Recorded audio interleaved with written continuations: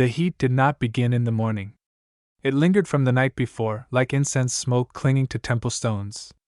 The air around the Nile was thick, molten gold, stretched silk, weighed down with the scent of lotus and wet reed. In the stillness before sunrise, even the gods seemed to be holding their breath. A woman stood beneath a row of carved columns, her silhouette barely shifting against the dark pillars as she listened, not to voices, but to the whispering of time. She was draped in linen as fine as moth wings, threaded with the faintest dusting of lapis and silver. Her hands, though slender, had known power. And her eyes that had watched brothers die, children born, dynasties rise, did not flinch at the murmur of betrayal. She had a name, yes, but Egypt remembered her by many: Queen, Mother, Pharaoh. And in the shadows behind her throne sat a story far more tangled than the sacred lotus. Her name was Tiye. Or at least, that's where it began. With Tiye, born not of royal blood, but of ambition, charm, and the kind of intelligence that made scribes sharpen their reeds when she entered a room. Born in the fading days of Amenhotep III's youth, she would not merely marry the pharaoh. She would become his equal. And later, his son's wife. Or so the records hinted. Quietly. Discreetly. In ink that refused to dry all the way. But history does not reveal itself in bold declarations. No, it hides in half-faded temple walls, scratched-out cartouches, burial patterns, and the silences between grand pronouncements. It lies curled in the way a statue's head tilts just slightly too close to another. In the epithets. The iconography. The rooms designed for two that end up holding only one. And so we begin, not with a wedding or a scandal, but with a birth. A boy born to the aging Amenhotep and the formidable Tiye, sometime around 1353 BC, in a palace that sat like a jewel on the edge of Thebes. A boy named Amenhotep, after his father. A name soon abandoned in favor of something more daring, Akhenaten. He would become the most controversial ruler Egypt had ever known. A religious reformer, a heretic, a visionary. He would build a new city, tear down old gods, rewrite the structure of the cosmos, and shatter millennia of tradition. But before all that, before the dust of Amarna and the sun disks and the dreams of oneness, he was just a boy. A boy looking up at a woman who was both mother and monarch. A boy who watched how her voice calmed rooms. How men twice her age bowed instinctively. A boy who saw how she smiled with her mouth closed when the priests whispered behind her back. Tiye was not just the king's wife. She was the king's great wife. The one whose name appeared beside his on public monuments, unusual, nearly unthinkable. The one allowed to wear the vulture headdress of Mut, Mother of the World. She advised, negotiated, dictated letters to foreign kings. Her seal, yes, hers, stamped edicts that rippled across an empire. But what is power, really, in a world where bloodlines are both sacred and slippery? Where the gods demand divine lineage, and pharaohs are not quite men, not quite gods, but something sticky in between. Tiye understood this. Knew that blood was currency, and proximity to divinity, the strongest guarantee of survival. And so, when her husband began to fade, body softening, breath rattling, priests sharpening their knives, she did not grieve. She planned. Akhenaten, her second son after the death of Prince Thutmose, would succeed. Not because the court wanted him to, but because she did. And Tiye had learned long ago that wanting was half the battle. The rest was timing. The boy was strange. Not malformed, as some would later suggest, though his elongated skull and delicate limbs would confuse Egyptologists for centuries. No, he was simply inward. A dreamer. While his tutors recited passages from the Book of the Dead, he stared at the sun. When generals asked for war, he spoke of peace. When artisans showed him statues of gods, he frowned. "You see too many faces," he once said. The tutor paused. "What do you mean, my prince? There should be only one. The rest are lies." It was Tiye who heard this. Standing behind a column, her expression unreadable. Later that evening, as the servants lit oil lamps and washed the day's dust from her feet, she asked no questions. But she had a dream that night, one she would not speak of for years. In it, The sun had no face. But it had hands, many hands, and they reached down to touch her son. And from that moment on, the world began to burn. When Amenhotep III finally died, there was little mourning in the palace. The embalming took weeks, as befitted a pharaoh, but already Akhenaten, still calling himself Amenhotep IV at that time, was stepping into his father's sandals. He did so not with fear, but with an eerie serenity, as though he'd seen this path in a dream and was merely following instructions. Tiye became more visible than ever. No longer only queen, she was the dowager, one who had served 2 kings. Her presence in court was ironclad. Akhenaten, barely in his 20s, deferred to her often. Too often. Ministers noted it. Foreign emissaries whispered. Letters from Mitanni addressed not just the new king, but her. My sister, Tiye, great of Egypt. One clay tablet read. We send gifts of lapis, of horses, of gods carved from turquoise. Your son rules with the wisdom you have placed in him.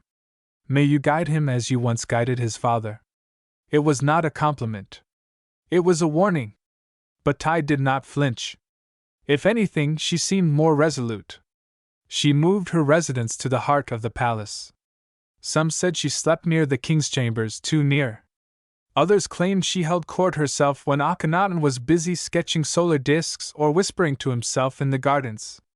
And in that new city, Akhenaten, horizon of the Aten, built by Akhenaten in a burst of theological fervor, she was given her own palace, nearly equal in size to his. There were murals of the 2 dining together, playing senate, touching foreheads. Images no scribe dared paint between a mother and son, unless something had changed. Unless titles weren't enough anymore. Unless Tiye had found in her son not only a vessel for legacy, but something stranger. Something she could shape and rule with more directness than she ever could with his father. The boy was not like other men, and Tiye was not like other women. And Egypt, watching from its temples and tombs, began to wonder, who ruled whom? Was it the boy king with sunlit eyes and new gods in his mouth? Or was it the woman who had taught him how to rule? Either way, the old order was trembling. The gods were being erased from walls. Ammonius' name gouged out. Shrines destroyed. Only the Aten remained, a sun disk with arms, offering light to one man, and one man alone. Or perhaps 2.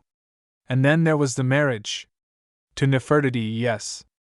The beautiful queen with her angular jaw and haughty neck. She played her part well. Appeared on temple walls with divine children. Stood beside Akhenaten like an equal, even as he sank further into divine madness. But it wasn't Nefertiti the boy listened to at night. It was Tiye. Their chambers were connected. When the court danced, she watched from above. When he delivered sermons to the sun, she stood behind him, not as a supplicant, but as a priestess. When he carved images of the royal family into temple walls, he placed her above Nefertiti. And then, she disappeared from those walls. Not died. Not buried. Just vanished. A deliberate erasure. As if something had been discovered. Or concealed. And the rumors began. She was not his mother. She was his wife. Or both. Or neither. She was the true ruler of Egypt. Or its greatest shame. And Akhenaten, god-maddened, obsessed with purity, had done what he thought divine order required. What the old gods would have forbidden. What the sun itself, in its blinding heat, seemed to condone. He had married his own mother. And Tiye had agreed. Because in the end, power is not about names. Not even about blood. It is about proximity. And no one was closer to the king than she. Not in mind. Not in body. Not in soul. And Egypt, scorched and confused, watched as its traditions crumbled. And whispered behind closed doors. She married her son. And the truth? Well, the truth was more complicated than even the priests dared imagine. It is a curious thing, this business of forgetting. Egypt, with its monuments of granite, and its scribes bent over papyrus for centuries, knew how to remember. But it also knew how to forget, deliberately. With chisels. With silence. with the quiet reassignment of names. A god erased here, a queen omitted there. History, after all, belonged to those who controlled the wall. But what Egypt never anticipated was that its greatest heresy would leave such vivid echoes, not in the records they tried to keep, but in the ones they tried to destroy. We return now to Akhenaten, not the boy, but the pharaoh. His city, Akhenaten, rose quickly from desert dust. Like a vision plucked from the dreams of madmen and mystics, it gleamed under the sun as if the land itself had been reborn. Its avenues were straight, unlike the winding chaos of Thebes. Its temples were open to the air, without roof or shadow, for the Aten, his god, his son, could not be enclosed. This was a city of light, ruled by a man who called himself the Son of the Sun. And beside him, no, not beside him, beneath, within, above him, stood Tiye. A figure of perfect poise, wrapped not only in linen but in mystery. Nefertiti was still queen, of course. She had to be. Her face, idealized and polished, became the icon of the city, the divine wife of the divine pharaoh. But anyone who lived at court for more than a season knew the truth. It was not Nefertiti who advised him late into the night. It was not Nefertiti's seal that approved construction plans, tax decrees, foreign policy. It was Tiye, the mother-wife queen priestess, the black lotus of the new sun. We must pause here to understand what Akhenaten had done, not just to Egypt, but to reality itself. For over 1,000 years, Egypt's gods had danced a complicated choreography. There were hundreds of them, gods of grain, of pregnancy, of scorpions, of wind and vengeance and beer. But at the center of the dance, in a hidden chamber in Thebes, sat Ammonius. A god of secrets, of veils, of unseeable truths. Akhenaten shattered that veil. Claimed that the hidden was false. That the only truth was the seen, the sun, Aten, source of all life. No more hidden gods. No more Osiris, Anubis, Isis. The dead were no longer ferried through the afterlife by sacred rites. They simply ended. This was not just a theological coup. It was political annihilation. The priests of Ammonius were among the most powerful men in the country, wealthier than generals, more feared than governors. By cutting off their god, Akhenaten had decapitated a power structure that had endured longer than most civilizations survive. And in that vacuum, he placed himself, and Tiye. No more gods, no more priests, no more intermediaries. Just the sun, and its two earthly conduits. Now, rumors are as much a part of Egypt as the Nile itself. They slither along market stalls, coil in servant quarters, ripple through scribe schools. And in Akhenaten, the whispers grew louder by the day. They said the queen mother no longer spoke to anyone but the pharaoh. They said she bathed in oils imported from Punt, sacred and forbidden, known only to those of divine lineage. They said she slept in the same bedchamber as her son during the winter months, when the desert wind made even limestone shiver. They said the birth of the youngest royal daughter, Akhenaten, had caused a panic among the palace staff because no one was sure who the mother was. Not officially. Akhenaten was given to Tiye's household. Raised by her. Called beloved of Aten, like a child of special importance. But Nefertiti did not claim her. And the child bore an uncanny resemblance to Akhenaten. And, more disturbingly, to Tiye. And then the record stopped. The relief stopped. The names changed. To understand the desperation of this moment, you must imagine what it means to feel the world sliding off its axis. The priests silenced. The gods abandoned. The capital moved to a barren stretch of sand because a dream said it must be so. To the people of Egypt, it was not reform. It was apocalypse. And they blamed her. They could not say it aloud. No one defied the great royal wife, the mother of the pharaoh, not without consequences. But in the paintings, in the way scribes arranged processions, in the sudden vanishing of Tiye from family scenes, it was clear. She had gone too far. Perhaps it was the child. Perhaps it was something else. A letter intercepted. A ritual conducted in too much secrecy. A relationship that no longer looked maternal. Or perhaps she simply aged, and the dream began to fray.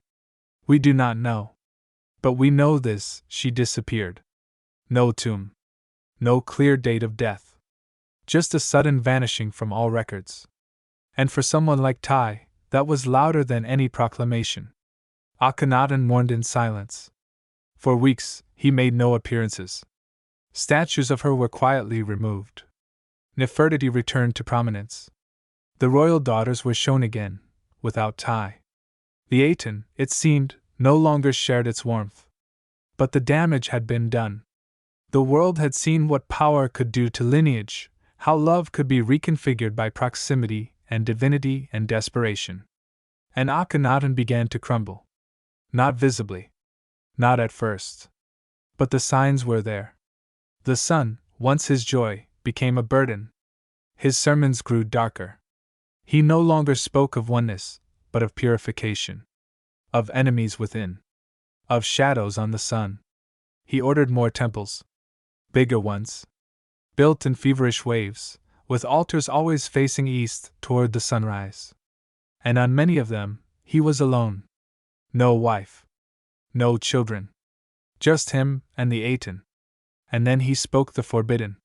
He declared himself the Aten's only true son. Not metaphorically. Literally. He was not the son of Amenhotep III anymore. He was born of light. A god made flesh. Which meant Tiye, who had birthed him, must also have been divine. Or, she must never have existed. He had her name erased from temple inscriptions. Her statues buried. Her lineage scrubbed. And yet, her influence lingered. In the way his court behaved. In the way his daughters dressed. In the paintings of solar discs touching mother and son with equal tenderness. He tried to forget her. But the city would not let him. Nor would the sun. One night, a violent sandstorm blew through Akhenaten. It tore banners from temples, shattered columns, and buried courtyards in dunes. When it passed, the city felt different, older, abandoned, as if something essential had fled in the night. Akhenaten emerged from his chambers the next morning looking thinner. Ashen. He made a proclamation: the dead would no longer be mummified. Their bodies would return to the earth, as offerings to Aten. No afterlife. No judgment. Just reunion with the sun. It was the final heresy. The people, even the devout, recoiled. The embalmers wept. The tomb builders fled. And in the silence that followed, a terrible truth settled over Egypt. Their king had lost his mother. And with her, his anchor to the mortal world. Without Tiye, Akhenaten was just a man screaming at the sun. At this point in the story, the records fracture. Civil war was brewing. Nefertiti vanished. Some say she died. Others claim she changed her name and ruled alone for a time. One or two even believe she tried to stop him, that she, too, had grown afraid. But by now, it was too late. The world he had built was collapsing. And the gods he had banished were returning. Whispering through cracks in temple walls. Waiting.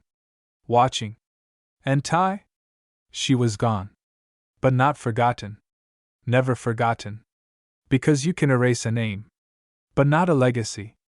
And the legacy she left behind would echo, through Tutankhamun, through the priests who returned, through every historian who looked at the record and whispered. She married her son. But the truth? The truth lies in the space between statues. In the tilt of a painted chin. In the alignment of tombs and the absence of bones. The truth, like Tiye, does not rest. Not yet. To truly understand how deep the roots of this story run, we must leave the stone courtyards of Akhenaten for a moment and step into something quieter, older. A memory. Or perhaps a dream. Picture this: a chamber in the old palace at Thebes, long before the city of the sun was conceived. The walls are cool to the touch, painted with figures of Ammonius in dark blue, flanked by falcons and crocodile gods. Outside, the river is breathing. Inside, a young woman stands in the flickering light of an oil lamp, a golden collar across her shoulders, a scroll clutched in one hand. She is not royal yet. But she reads the words of power like they were written for her. She traces the names of kings and gods with a fingertip and whispers them, slowly, like tasting honey. Tiye, she says aloud to the empty room. Wife of Pharaoh. Mother of Pharaoh. Eye of the sun. Flame of the horizon. Even then, she was naming herself into something impossible. It's important to start here, not in the grandeur of Akhenaten, but in this soft, deliberate act of self-making. Because Tiye's story is not just one of politics and scandal. It's a story of construction. Of myth. Of someone building a legacy brick by brick, knowing it would one day have to carry the weight of eternity. And in that legacy, somewhere along the spiral staircase of dynasty and desire, the lines between roles would blur. Mother. Wife. Queen. Goddess. All titles. All masks. And maybe none of them were enough. Back in Akhenaten, the cracks were spreading fast now. The city, once the shining heart of Aten's domain, was turning pale. Abandoned walls. Dying gardens. Statues left unfinished in their workshops. It was as if the very land was rejecting the dream. Akhenaten wandered the palace at night. Servants said he no longer ate. His daughters, once the center of his world, were left to play in empty courtyards. And sometimes, only sometimes, he was heard speaking aloud. To no one. I saw her today. By the eastern gate. She wore the white crown again. She smiled. The servants said nothing. But in whispers they asked, which her? Because Nefertiti was gone. And Tiye was supposed to be dead. We must talk now about the tombs. Specifically, the royal tomb of Akhenaten, carved deep into the cliffs beyond the city. An ambitious structure. Unusual. Unlike any tomb in the Valley of Kings, it was carved not as a hidden chamber, but as a public sanctuary, open, airy, designed for light to flood in. A tomb for someone who did not believe in the underworld. But what's most curious isn't the structure. It's what was meant to be there. 2 sarcophagi. One for Akhenaten. One for Tiye. Not Nefertiti. Not his children. Not his sister. His mother. A shared tomb. Carved with scenes of the sun disk extending its hands to both of them, Tiye with her arm over Akhenaten's shoulder. Equal height. Equal scale. Unprecedented. It was a message in stone, these two ruled as one. And they would rise again together. But when the tomb was later explored by archaeologists, long after it had been ransacked and broken, there was no trace of Tiye. Not a bone. Not a shard. Not a canopic jar. Only empty space. And erasures. Names scratched away. As if someone had tried to undo it all. It's here that our story begins to spiral. Because at the center of this storm of ideology and architecture and silence, something remained untouched. The rumors. They had begun in whispers, half-jokes told by drunk scribes over fermented beer. But now, they became doctrine among the skeptics. The priesthood of Ammonius, watching from exile, began to collect the stories. She slept in his bed. She called him her consort. He claimed he had no father but the sun. And most damning of all, they had a child. Akhenaten. The child whose mother was never named. The child raised by Tiye but never claimed by Nefertiti. She appeared in court art suddenly. Between the 3rd and 4th years of Akhenaten's reign, always beside Tiye. Never in the children's processions. Always slightly apart. Her very existence was a crack in the carefully constructed story of divine legitimacy. And so, when the time came for the reckoning, when Akhenaten died, and the city began to empty, it was her name, too, that vanished. No tomb. No body. Just absence. Let us return briefly to Thebes.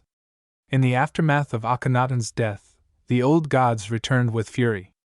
Ammonius priests, long exiled, came sweeping in with gold, with incense, with torches. Akhenaten was abandoned. Scrubbed. The name of Akhenaten, formerly Amenhotep IV, was chiseled out of monuments. His daughters lost their titles. Even Nefertiti, once immortalized in flawless limestone, faded into obscurity. But Tiye reappeared. Not in Akhenaten. In Thebes. A new tomb. A different one. The Valley of the Kings, hidden and sacred, received her body in silence. No fanfare. No public funeral. But she was buried, dressed as royalty, face turned toward the rising sun. How? How did a woman erased from her own city's memory, a woman whose son declared her divine, end up buried by the very priests she helped dethrone? The answer, of course, is Egypt's greatest trick: reintegration. You do not destroy your enemies. You absorb them. The priests needed to close the chapter of the heretic Pharaoh. But they couldn't destroy Tiye. She was too important. Too beloved by foreign courts. Too intelligent to be turned into a villain. So they rewrote her. Called her Mother of the Beloved Son. Hid her in an older tomb. Buried her beside family. Removed the scandal. Preserved the bones. They let her legend fragment. Because fragments, scattered like shards of turquoise, are harder to trace. And what of the legacy? What do we do with a story like this? A mother so powerful she could command kings. A woman whose influence broke gods. A queen who may have become a wife. Who may have given birth to a child no one dared name. There are no direct records. No papyrus confession. No smoking gun inscription. But there are gestures. Murals. The way Akhenaten held her shoulder. The fact that her palace mirrored his. The fact that she ruled beside him, not behind. There is that tomb, meant for two. And that daughter. And the sudden silence. In the years that followed Akhenaten's death, Egypt did everything it could to bury the past. His successor, a boy king named Tutankhaten, later changed to Tutankhamen, reinstated the old gods. Moved the capital back.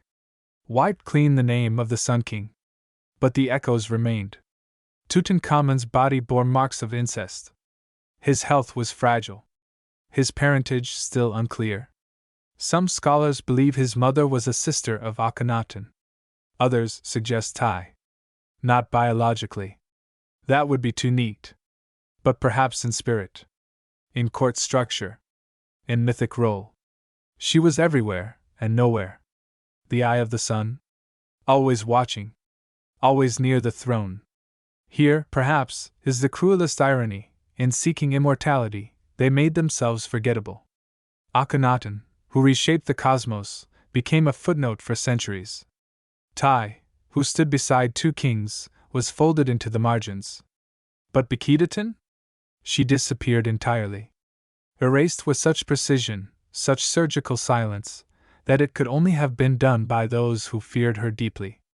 And that fear, that need to wipe her from history, is perhaps the clearest evidence we have of the truth. Something happened in that palace. Something no one wanted remembered. And that, in Egypt, is where the real stories live. Not in what was said, but in what was silenced. The desert does not forget. It buries secrets beneath its shifting sands, but it never truly loses them. It carries whispers across the dunes, wraps them in wind, and scatters them among the cracked stones of ancient ruins. Even the relentless sun, for all its burning judgment, cannot erase what has been carved into the heart of this land. And so the story of Tiye and Akhenaten, of mother, son, wife, and queen, lingers, half remembered, half forgotten, waiting for eyes willing to see beyond the surface. By the time the new dynasty emerged from the ruins of Akhenaten, Egypt was a kingdom in recovery, fragile and fractured. The priests of Ammonius regained their temples, their influence, and with it, the power to shape memory. But even as they rebuilt, they were haunted by the ghost of Tiye. Letters found in the ruins of Amarna show foreign rulers still addressing her with respect. The Mitanni king wrote not just to Akhenaten but to Tiye, great lady of Egypt, acknowledging her sway over his vassals. She had been more than queen, she was a diplomatic force, a political power broker in a man's world. Her reach extended beyond the Nile. And yet, back home, her legacy was a double-edged sword. The shadow she cast over her son's reign made her a figure of suspicion, even fear. The story whispered in corridors, around hearth fires, was darker than the inscriptions dared speak, that the sacred boundaries between mother and son had been crossed. But why? What desperation or desire pushed them beyond the limits set by gods and men? Some scholars have argued that this was a political move, a way to consolidate power in an unstable era. Marrying a mother to her son would have been unthinkable in ordinary times, but in a world where the pharaoh was a living god, where divine bloodlines were essential, and where the son itself was declared father, the rules could be bent. More than bent, they could be rewritten. Tiye was not just any woman. She was the architect of a new order, the true power behind a king who dared to defy millennia of tradition. Their union, if it indeed took place, was a symbol, a statement that the old ways were over. The pharaoh's mother was also his consort, the queen who shared in the divine right to rule. This was not incest in the way we understand it. It was divine necessity. It was theology made flesh. And yet, it was also a human story, a story of ambition, of love complicated by power, of a mother and son bound by destiny in ways no one could untangle. Let us consider the artistry of this new religion. Akhenaten and Tiye were often depicted in intimate poses, touching foreheads, sharing the same throne, bathed in rays of the Aten's light. Such imagery was unprecedented. Pharaohs had rarely been portrayed with such tenderness, let alone with their mothers. Was this an attempt to rewrite the narrative of divinity?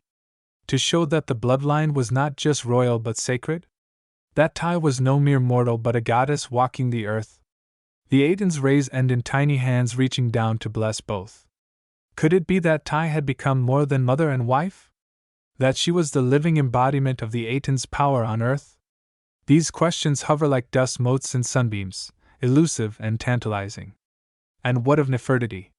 The beautiful, enigmatic queen who dazzled with her presence, and whose fate remains one of Egypt's greatest mysteries. Some believe she was a rival, sidelined and erased when Tiye's influence grew. Others think she stepped back voluntarily, perhaps in fear or reverence. Her sudden disappearance from records after a certain point fuels speculation. Was she the third party caught between a divine mother and son? Or perhaps she was the pawn in a larger game, used to legitimize Akhenaten's reign but discarded when inconvenient. No matter the truth, Nefertiti's absence from the later years of Akhenaten's reign leaves a void filled only by Tiye's ever-present shadow. The power dynamics at play are complex. Tiye's role as Dowager Queen gave her extraordinary leverage. As the surviving link to the previous dynasty, she wielded influence that extended beyond her son's reign. Her presence was a constant reminder of the continuity of rule, even amid revolutionary upheaval. But with power comes danger. The priests of Ammonius never forgave the insult to their god. And the nobility grew restless under Akhenaten's religious reforms. Factions formed. Alliances shifted. The palace became a nest of intrigue. In this volatile environment, Tiye's unique position made her both indispensable and suspect. Was she guiding her son to greatness or dragging him into ruin? Did she protect him from court conspiracies, or was she orchestrating them herself? The answers, like much else, remain lost beneath the sands. The final years of Akhenaten's reign were marked by illness and isolation. His health declined. Some historians suggest genetic disorders, possibly linked to the complex intermarriages within the royal family. The strain of maintaining a radical religious revolution in the face of mounting opposition weighed heavily. Yet through it all, Tiye remained. Her presence a stabilizing force, a living testament to the old and new entwined. After Akhenaten's death, the kingdom swiftly returned to the worship of Ammonius. Akhenaten was abandoned. The names of Akhenaten and Tiye were expunged from public memory. Their city was forgotten. But Tiye's influence lingered in more subtle ways, in court customs, in art, in the legacy passed to Tutankhamun, Akhenaten's successor and probable son or nephew. Tutankhamun's reign was brief, but his tomb, discovered millennia later, became a time capsule, preserving echoes of this tangled saga. The youthful king's lineage is still debated, but the evidence suggests close inter-family unions, possibly including Tiye's bloodline. Among the treasures found in his tomb were items bearing Tiye's name and images, an unusual honor for a queen supposedly erased from history. These relics hint at the enduring reverence held for her, even in the shadows. In the end, Tiye's story is not merely about scandal or forbidden love. It is about the complexities of power, how it shapes relationships, rewrites history, and challenges the boundaries of tradition. It is about a woman who transcended her time, whose legacy defies easy explanation. A queen who married her son, or so the rumors say. A mother who ruled beside her child and reshaped a nation. A goddess walking among mortals. And through the relentless passage of time, her story waits patiently to be rediscovered. The sands of Egypt have long swallowed stories whole, but they do not silence them completely. They bury, they conceal, but they also preserve, in fragments of pottery, in faded frescoes, in the crooked lines of hieroglyphs scrawled by trembling hands. And from these shards, a story emerges, not clean, not neat, but alive, complicated, human. Tiye's legacy is woven into the very fabric of Egypt's golden age and its twilight, a thread that runs through dynasties, whispered in courtly shadows and sung by the murmuring Nile. We return now to the quiet after the storm. Akhenaten is gone. The sun's light, once so bright, has dimmed to a soft glow, filtered through the veil of history and myth. The city of Akhenaten lies in ruin, its walls crumbled and half swallowed by desert winds. The temple altars are cracked, the royal tombs looted, and the names of kings defaced. But Tiye endures. Not as a mere footnote, nor as a scandal to be hushed. She endures in the spaces between power and love, between mother and wife, between God and mortal.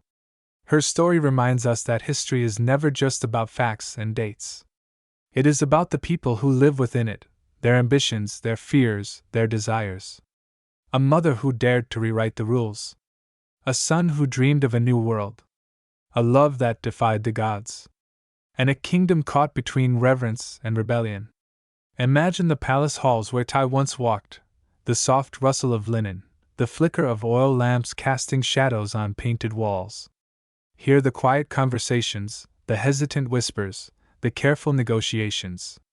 See her eyes, sharp and knowing, watching her son with a mixture of pride and caution. This was no simple woman. She was a queen who navigated the perilous currents of divinity and politics with grace and ruthlessness. A woman who understood that power, like the sun, can both nurture and burn.